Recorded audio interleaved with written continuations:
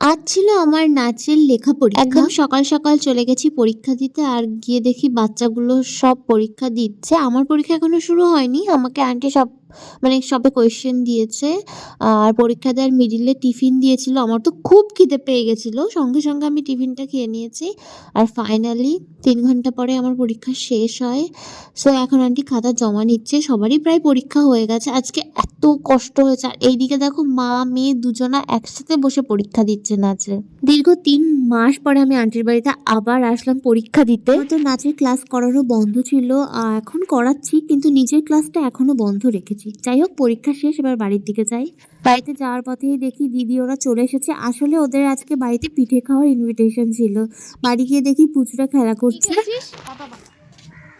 কিন্তু আমার পাতা জীবনে কেউ খুঁজে পাবে না। আমি তো দেখেছি তোর পাতাটা কোথায় কোথায় যে লুকিয়ে রেখেছে গদায়। বলতি বাচ্চা জায়গা যেটুকু আমার জায়গা হ্যাঁ। ওর আশেপাশে কোন জায়গায় লুকা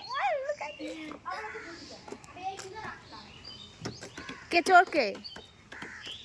ও হয়েছে। ভাই আমি এমন জায়গায় লুকিয়ে জীবনে আমিও এমন জায়গায় লুকিয়ে জীবনে খুঁজে পাবে না। আর আমিও যেন মধ্যে লুকাই তো সন্ধ্যায় হয়ে যাবে। খোঁজ খোঁজ 7বার 3বার চান্স। না না একবার না 3বার চান্স থাকে।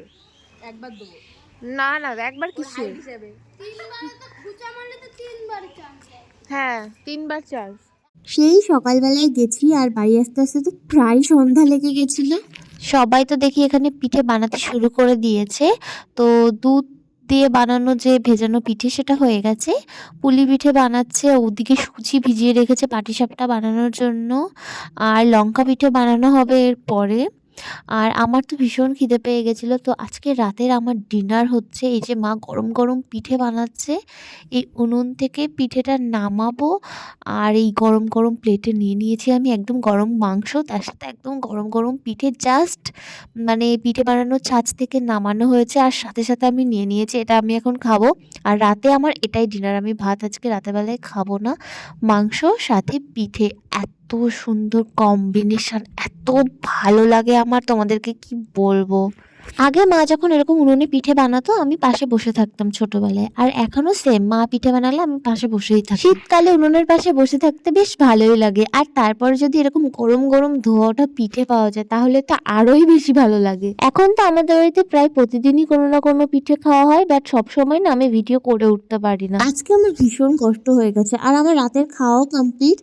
মাংস দিয়ে পিঠে আমি খেয়ে নিয়েছি, একদম গলা পর্যন্ত আমার পেট ভরে গেছে। আর এইটা হচ্ছে লাস্ট ব্যাচ। এই পিঠেটা বানানোর পরে পিঠে বানানো শেষ। আর ভিডিওটাও এখানে শেষ করছি। টাটা।